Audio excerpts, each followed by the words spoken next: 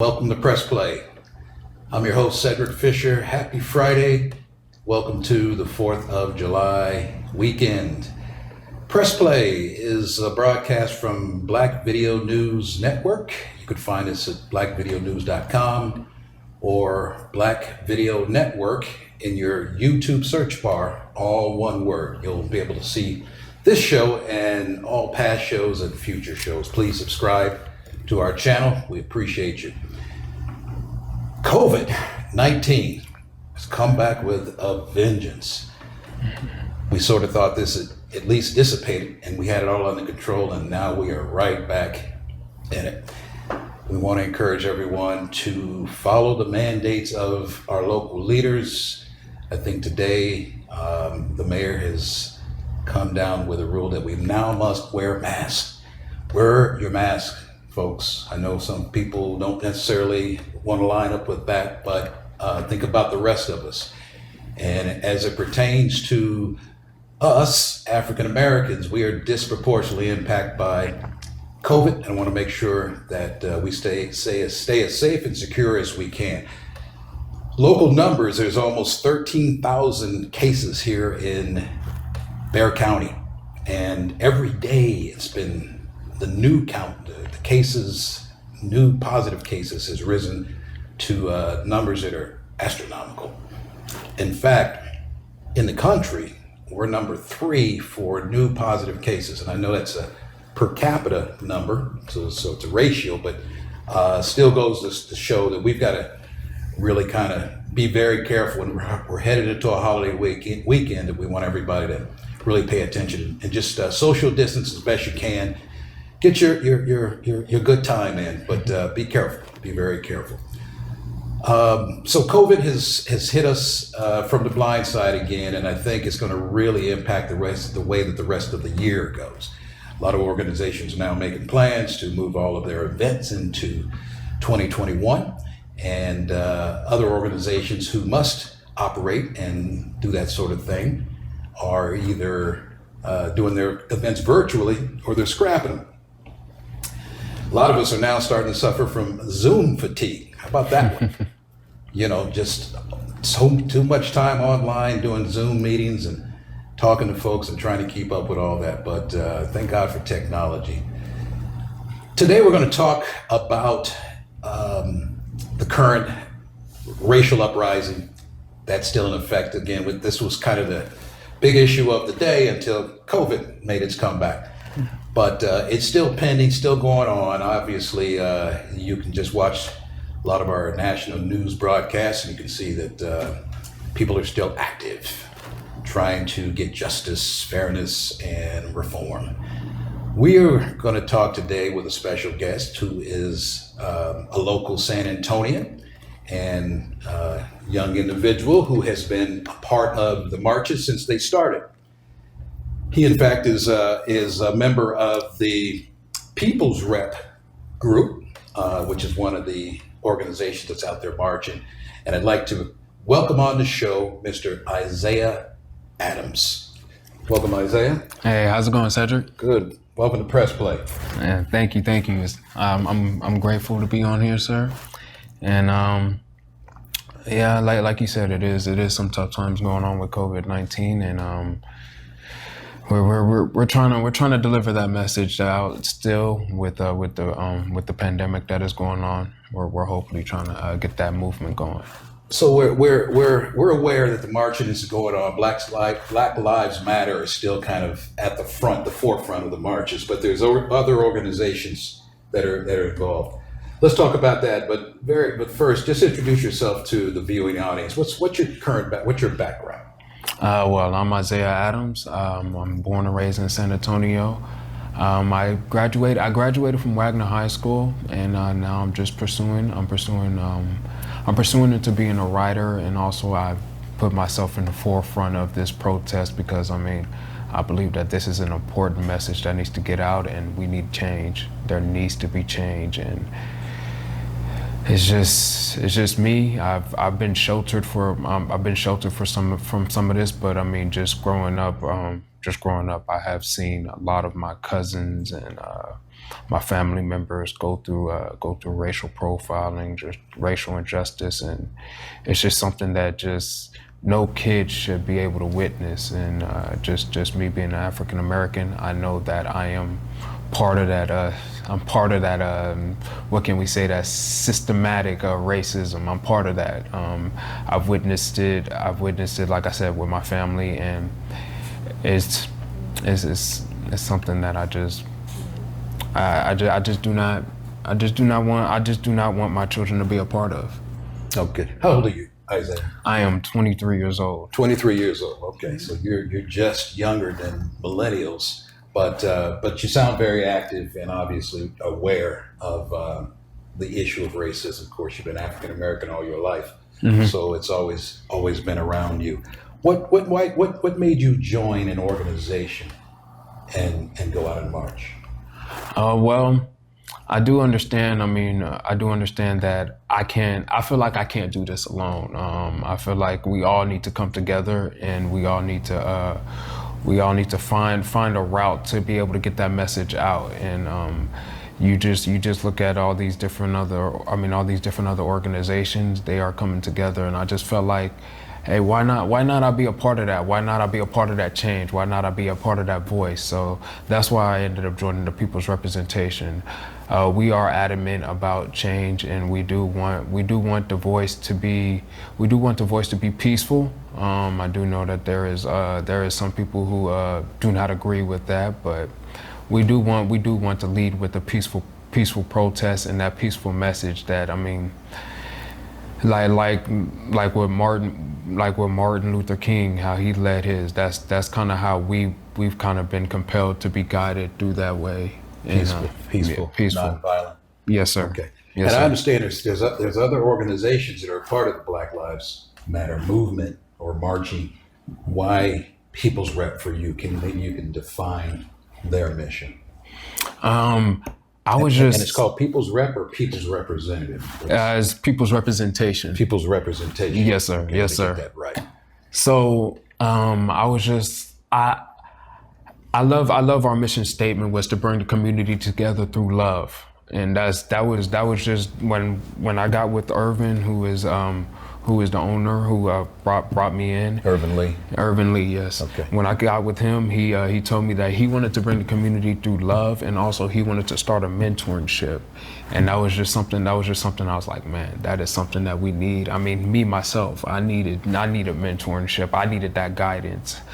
Because, I mean, if I didn't have it, I mean, I'll be out here, you know, probably, I don't know, probably smashing some windows with my fist, you know, and that's something that, I wasn't raised that way, but just with being fueled with that anger and seeing what happened with George Floyd is probably something I would have probably been doing. But that's the reason why I joined the People's Representation, because I didn't want to be that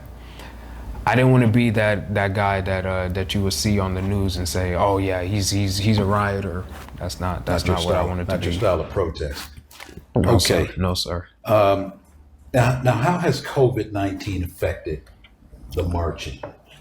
I mean, it's got a lot of people in home, and it's scattered a lot of people, and now it's just like, where's the message going now? And that's why the People Representation has brought it digitally to where we could be able to be on Zoom calls and get the protests going.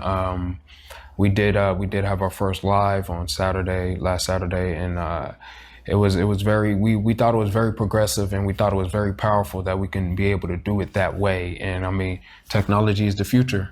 That's what it is. It is the future. And hopefully this can be a national thing where everybody's doing a protest, where it's on Zoom or, you know, Facebook Live, YouTube, where everybody could do it in that way. And that would be a beautiful thing, because like I said, that's the new thing now, is technology. Technology is currently changing and is currently growing. So that's something that we wanted to start. Okay, it's good to hear. We're here on Press Play this evening with our guest, Isaiah Adams. He's a member of the People's Representation, one of the groups who are marching with Black Lives Matter. We're going to take a quick break. We'll be right back with our special guest, Isaiah Adams. Hello, this is Cornell with Frost Bank. Hi there, this is Terry with Frost. Good evening, this is Franklin. This is Robert with Frost.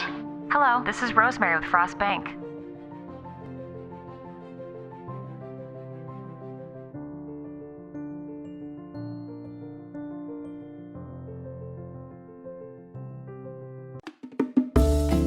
One, six, or a dozen trees. No job is too big or too small. Booker's Tree Services is a certified arborist and state licensed company. On the ground or in the air, we are here to take care of all your tree needs, from stump grinding, tree pruning, tree trimming, tree removal, and much more. Call the professionals to help manage your commercial or residential needs. Don't let your trees make you nervous. Call for a free estimate today at Booker Tree Service, 210-657-8085.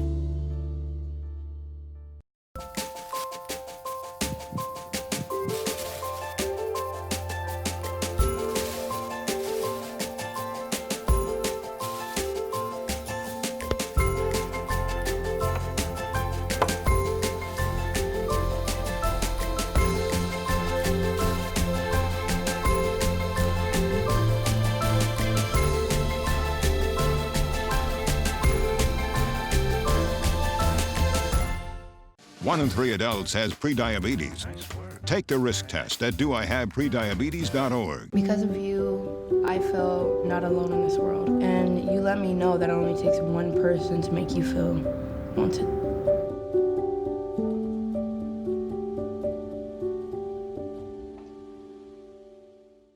One in three adults has prediabetes. That means it could be you, your favorite brother, your other brother. Yes. You, your football buddy, your football buddy.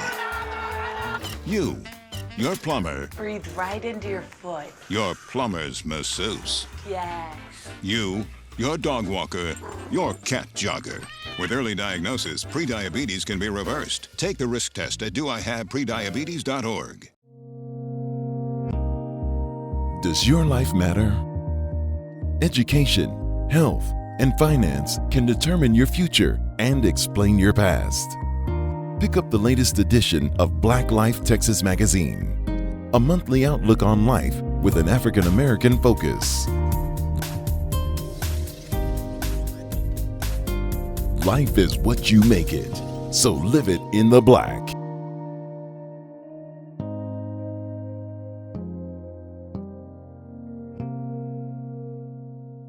Welcome back to Press Play. I'm Cedric Fisher, your host, and we are joined today by a March participant, one of the Racial Injustice March participants by the name of Mr. Isaiah Adams.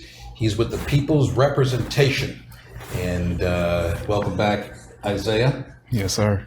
We wanted to really just briefly mention to all of you, because you may be concerned with our social distancing here. You should be.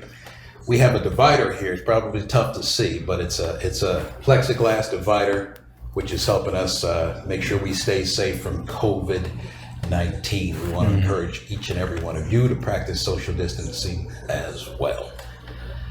Isaiah, welcome back. Yes, sir. So let's talk about the movement again. How's the movement going, and you know, what's it going to take to keep it going? In my honest opinion, I think the movement has been beautiful. I mean, you have a mix of different races that are just fighting for the same cause, Black Lives Matter. And I think that when I first was exposed to that really hit me. I was like, wow, this is really amazing. That, I mean, I'm standing next to you know, people of the Latino descent, and then you have people of the Caucasian descent. I'm just standing right next to them, and we're all screaming Black Lives Matter. And I'm just like, man, these are people who are just moved, and they are inspired, and they just want change just as well, because they see that there is something going on. There's something wrong that is going on in this country, and it all deals with the system and how it's built. And that's what really moved me, and that's what really what brought up my spirit and got me the energy to keep going day after day after day. I'm just like, it keeps getting bigger, Now, due to what's going on with COVID-19, it kind of dwindled down, and me myself, I kind of detached myself because of just the safety of my family, and I just didn't want to put them in that situation to where they're they're wondering about their health and my health as well. So, but overall, it's been beautiful. It's been a beautiful movement, in my opinion. Yeah, I think just about everyone who's been paying attention, and we all have been. It's a global issue, has been at the top of the news for a good month now. It is encouraging to see the multitude of diversity. A lot of different color folks. In fact, I'm thinking over 2/3 of the people are non-Black who are doing a lot of the marching. So to your point, it's just a lot of people who are frustrated, angry with the system. They're like, okay, we got to make some changes here. And obviously Black Lives Matter is at the forefront of the march. So a lot of the recognition is coming that way. So to keep things going, given COVID-19, what's it going to take? People still marching on the streets or going virtual? Do they need more resources? I mean, what to keep this going? Because this is a movement, so it's got to continue. Right. I don't want to say, due to COVID-19, I don't want to say it needs a little bit of both, but I do believe that's what we're going to need. We're going to need those warriors out there who can be able to, who has the courage enough to go out there and protest out there on the streets as well. And also, we need, the tech savvy groups who are willing to be out there and protest and then, virtually via Zoom, whatever platform that they deem is fitting for them. But I just think that if we can all get that going, and just in a grand aspect, it's like that's really where our message will get out, and Okay. You guys recently had a virtual Zoom meeting, right? Yes. And was that a meeting or a march? Or did it have a little bit of both? It had a little bit of both. We were able to get with people who kind of got the ideas flowing on what we can do on trying to expand this to be a bigger march, to where it's like, okay, these guys, they don't want to be silent. They don't want to be silent, or they want to be heard on every social media platform that is out there. And that's kind of what we were doing. We were kind of getting, like, we got with the prosecutor, we got with the teacher, and also we got with some people who were inspired by this movement, and they were just our think tanks, as we like to say, and they were just bringing up more ideas on how we can move the message, and we can also get people to be more interested in doing it virtually as well. But like I said, we do need those warriors, I believe, out there on the streets, out there protesting, also, social distancing, of course. And we do need those people out there. But like I said, it was very good to be able to sharpen irons and connect minds to see how we can make this bigger and make this movement a lot more better. So you had a prosecutor on this call? Yes, sir. A teacher, you said? Yes, sir. Anyone else in a special profession like that?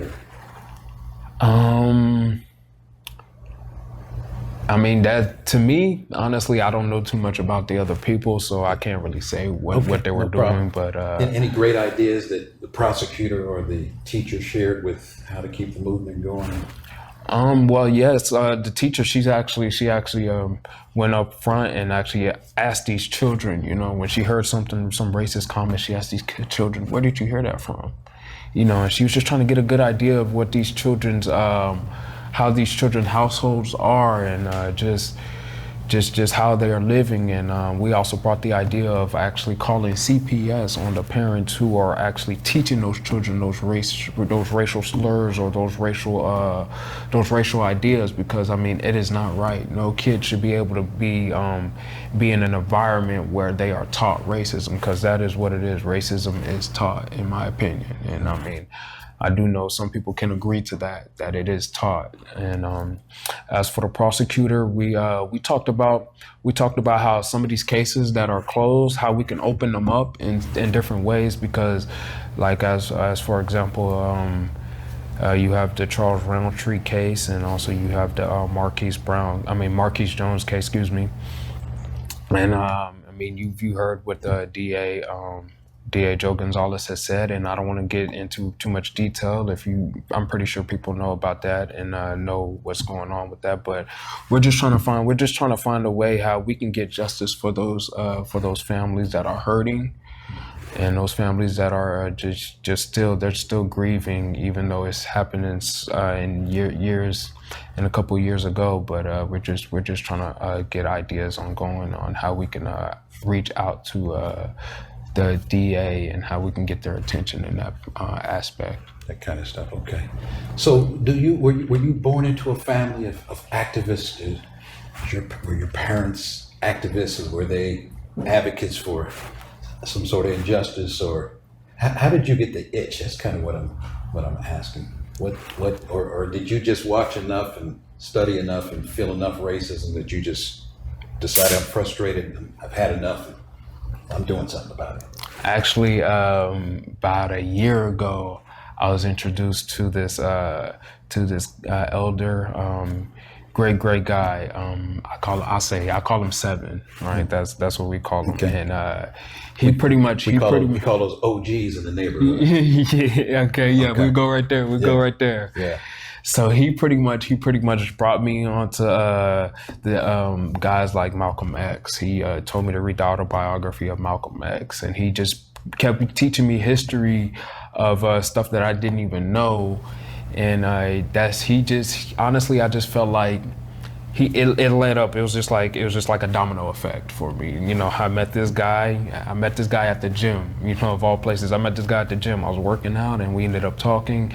And I mean, he ended up having my ear. He ended up meeting a kid that wanted to learn and that was interested in history, and it ended up being a domino effect. And I just knew that once all this protest started and what happened with George Floyd, I was like, there it is. That's the reason why you met this guy. That's your calling right there. So I went head first into it, and I didn't even look back. I didn't even question. So you felt that was a divine moment. Mm-hmm. Yeah. Divine intervention, and you got busy. Yeah. Got on your feet. Yes, sir. Very good. I like to always ask this question. We have the privilege of meeting and interviewing some dynamic leaders in the region here in town, and whether it's an established leader or an emerging leader, we would consider you to be an emerging leader. Got a lot of horsepower and good energy. Handsome guy too, so this is all going to work for you. Come on now. With every leader, Isaiah, they all have a book or something that they kind of refer to, or you can always find with every great leader a book that's very close to them. Mm. Most often that book is on their nightstand. Yep. They're reading it in the evenings, or maybe when they wake up, or on a leisure day. Mm-hmm. What book is on your nightstand? Malcolm X autobiography. Autobiography of Malcolm X? Yes, sir. Okay. Yes, sir. Is it a good book? Oh man, it is. I mean, everybody's seen the Denzel Washington movie, but it doesn't do it justice. I mean, it's a great movie. Don't get me wrong, it is a great movie, but just to read and just know what Malcolm experienced, I'm like, wow. It's like this man. He was one of those guys where it's like if he can get out of the struggle and just the I'll say the ghetto that he lived in, I mean anybody else can, and he was just inspired, and I most of all I just like that he was